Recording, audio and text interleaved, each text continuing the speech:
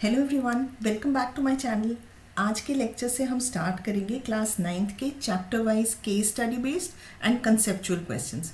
Basically conceptual questions do not require long calculation, but आपके topic से related सारे basic concepts बिल्कुल clear होने चाहिए। But before starting it, make sure to like and share this video and do subscribe to my channel. चलो question पढ़ते हैं। पहला क्वेश्चन नंबर सिस्टम से मैंने लिया है। थोड़ा सा एक फैक्ट है related to rational numbers. Any number which can be written in the form p by q, where p and q are integers, q is not equal to 0 and p and q are co-prime, ये तीन conditions हैं, is called a rational number। यानी आप किसी भी number को अगर p upon q के फॉर्म में, मतलब न्यूमरेटर है एंड डिनोमिनेटर है, उस फॉर्म में लिख सकते हो। और कंडीशन क्या है? p और q इंटीजर्स होने चाहिए, यानी पॉजिटिव नेगेटिव कुछ भी हो सकते हैं। Denominator should not be equal to 0 and p and q are coprimes. अब को प्राइम नंबर्स क्या होते हैं? बहुत सारे स्टूडेंट्स को यही नहीं पता होता है। तो को प्राइम नंबर्स अगर मैं कह रही हूँ p एंड q आर को प्राइम, इसका मतलब उनका HCF 1 होना चाहिए, ठीक है ना। उनका कॉमन फैक्टर सिर्फ 1 होना चाहिए। And its decimal representation is either terminating or non terminating repeating. हमने एक एग्जाम्पल लिया कि let x is equal to p by q be a rational number and if prime factors of q are of the form 2 to the power m into 5 to the power n। यानी denominator के prime factors सिर्फ 2, 5 या दोनों हो सकते हैं, ठीक है। आइदर 2 और 5 और बोथ, इनके अलावा डिनोमिनेटर का कोई प्राइम फैक्टर नहीं होना चाहिए। Where m and n are non negative integers, ठीक है। जो पावर्स हैं वो नॉन निगेटिव इंटीजर्स हैं, यानी कि 0 भी हो सकती हैं।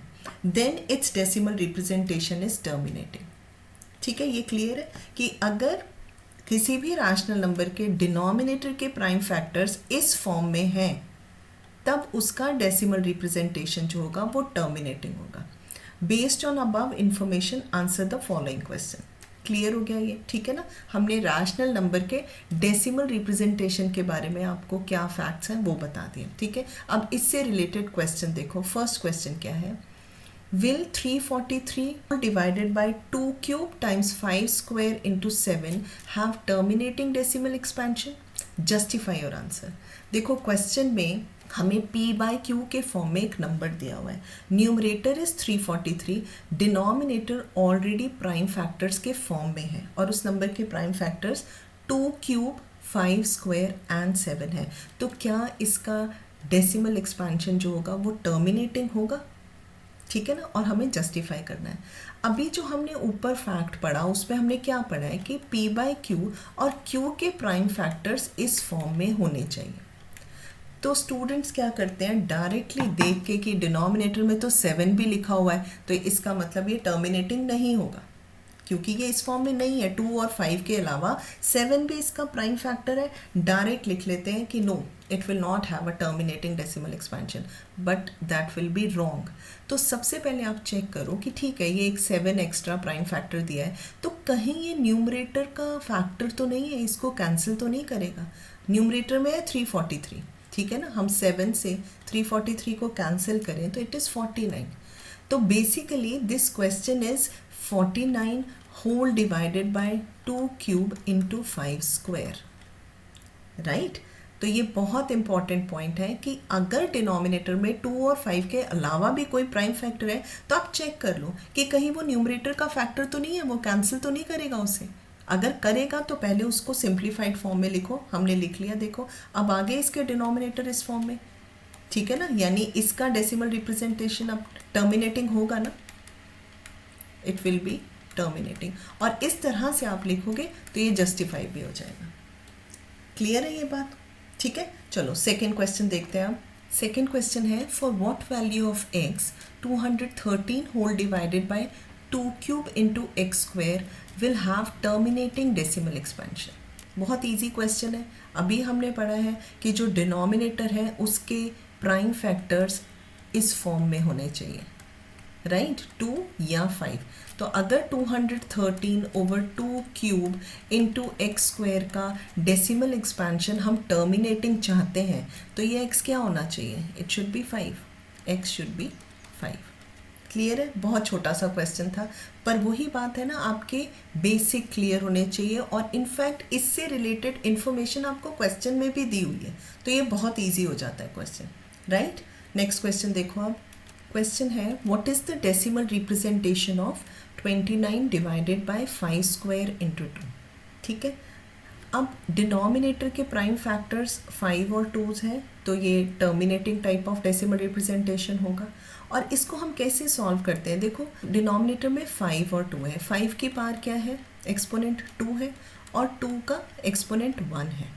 We know that one pair of 5 and 2 will make 10, ठीक है ना। और किसी भी नंबर को 10 से डिवाइड करना बहुत इजी हो जाता है, 10 या 10 की पावर से। तो हम इसमें क्या करते हैं, हमारे पास जितने 5 हैं उतने ही डिनोमिनेटर में हम 2 लेके आते हैं। 5 हमारे पास कितनी बार आ रहा है, 2 टाइम्स, और 2 कितना आ रहा है, वंस। तो what we will do, we will multiply denominator and numerator by 2। Clear है ये बात। इससे क्या हुआ, देखो डिनोमिनेटर इस फॉर्म में आ गया 5 स्क्वायर इंटू 2 स्क्वायर। ठीक है, तो ये चीज़ ध्यान रखो, 5 और 2 की पावर या एक्सपोनेंट हमने सेम करना है। ठीक है, उसके लिए अगर मैंने डिनोमिनेटर को 2 से मल्टीप्लाई किया तो ऑब्वियसली मैं न्यूमरेटर को भी मल्टीप्लाई करूंगी, तो न्यूमरेटर इज नाउ 58। तो अब हमारा क्वेश्चन क्या बन गया, 58 divided by 5 into 2 whole square लिख सकते हैं, ठीक है ना। तो it is 58 over 10 square which is 58 over 100। अब इसको डेसिमल में कन्वर्ट करना बहुत ईजी है, इट विल बी 0.58। क्लियर है ये बात। तो इस तरह के क्वेश्चन में देखो आपने सिर्फ क्या करना है, 5 और 2 दोनों की पावर सेम करनी है। अब इसमें 5 की पावर ज़्यादा थी, ठीक है। अगर मैं आपको एक और एग्जांपल इसका साथ में ले लेते हैं कि सपोज करो डिनोमिनेटर में मेरे पास 5 और 2 क्यूब है, और न्यूमरेटर में सपोज एनी नंबर से x, और इसको डेसिमल में कन्वर्ट करना है। तो देखो 2 3 टाइम्स है और 5 ओनली वंस, तो हम क्या करेंगे, 5 को भी क्यूब करना है, तो उसके लिए मैं न्यूमरेटर और डिनोमिनेटर दोनों को 5 स्क्वायर से मल्टीप्लाई करूँगी। तो अब डिनोमिनेटर में देखो हमारे पास क्या आ गए, 5 और 2 के ऐसे 3 पेयर्स आ गए, ठीक है ना। तो it will be, denominator will be 5 into 2 whole cube आ जाएगा। न्यूमरेटर जो भी आएगा इट विल बी 25 इंटू जो भी मेरा ओरिजिनल नंबर था। डिनोमिनेटर में अब 1000 आ गया। अब इसको डेसिमल में कन्वर्ट करना आसान है, ठीक है ये बात। चलो नेक्स्ट क्वेश्चन देखते हैं हम। क्वेश्चन है which type of decimal expansion 5/7 has and right it's expansion also. अब देखो नंबर क्या है मेरे पास, 5/7। डिनोमिनेटर के प्राइम फैक्टर्स में क्या है, ओनली 7, ठीक है। तो ये चीज़ तो क्लियर है कि it will not be a terminating decimal expansion.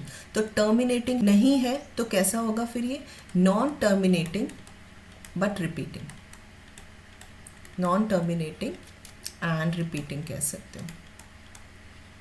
Clear. अब यहाँ पे जो जो फैक्ट्स यूज होते हैं मैं आपको साथ साथ में बताते जाती हूँ। अब जब हम 5 को 7 से डिवाइड करेंगे तो मुझे एक चीज़ तो पता चल गई कि ये नॉन टर्मिनेटिंग बट रिपीटिंग आएगा, ठीक है। तो कितने डिजिट्स रिपीट होंगे, तो maximum number of digits in the repeating block will be 6, 1 less than denominator. ये चीज़ भी आपको पता होनी चाहिए, ठीक है ना। आएगा तो ये नॉन टर्मिनेटिंग रिपीटिंग, लेकिन वो जो रिपीटिंग ब्लॉक है उसमें कितने डिजिट्स, मैक्सिमम 6 आ सकते हैं, which is 1 less than denominator, ठीक है ना। अगर हमसे पूछते हैं कि 1/13, मुझे पता है डिनोमिनेटर में प्राइम नंबर 13 आ रहा है, 2s और 5s के फॉर्म में नहीं है, तो इसका डेसिमल एक्सपेंशन भी नॉन टर्मिनेटिंग एंड रिपीटिंग होगा। और इसमें मैक्सिमम डिजिट इसके रिपीटिंग ब्लॉक में कितने आ सकते हैं, 1 less than denominator, that will B 12। Clear है, ठीक है। तो एक चीज़ तो पहले हमें ये पता चल गई कि इसका decimal expansion non terminating and repeating है। अब उन्होंने बोला उसका डेसिमल एक्सपेंशन हमें लिखना भी है, तो बेसिकली ये लॉन्ग डिवीजन से ही होगा, यानी मैं 5 को 7 से डिवाइड करूँगी, ठीक है। 5 को हमने 7 से डिवाइड करना है, सिंपल डिवीजन है ये, ठीक है। डेसिमल लगाया, 7 7 से 49, देन 0 1 7 3। यहाँ पे देखो हम ये चीज़ पहले ही चेक कर चुके हैं, क्योंकि डिनोमिनेटर 7 है तो इसके मैक्सिमम डिजिट्स जो है रिपीटिंग ब्लॉक में वो 6 आ सकते हैं, तो मुझे इसको अभी और डिवाइड करना है, ठीक है ना। तो ये आ गया 4 टाइम्स 28, 2 टाइम्स 14, 8 56, 5, 35 एंड 50। अब देखो वापस 50 आ गया ना, तो इसके बाद रिपीट होना शुरू हो जाएगा, ठीक है ना। तो हम इसका डेसिमल रिप्रेजेंटेशन क्या लिख सकते हैं, 5/7 इज इक्वल टू 0.71428 एंड बार, ठीक है। इसके बाद डिजिट हो रहा है, तो ज़रूरी नहीं कि 6 डिजिट आए, मैक्सिमम 6 डिजिट आते हैं, ठीक है। तो मैंने इसीलिए इसको 6 डिजिट्स तक तो डिवाइड किया है, ठीक है। तो मोस्टली इस तरह के क्वेश्चन नंबर सिस्टम से बना सकते हैं कि आपको एक फैक्ट बता दिया उन्होंने और उससे रिलेटेड कोई भी वो 3 या 4 क्वेश्चंस पूछ लेंगे, ठीक है। तो ये आप अच्छे से कर लेना, okay. And don't forget to like, share and subscribe to our channel which is schoolguru.net.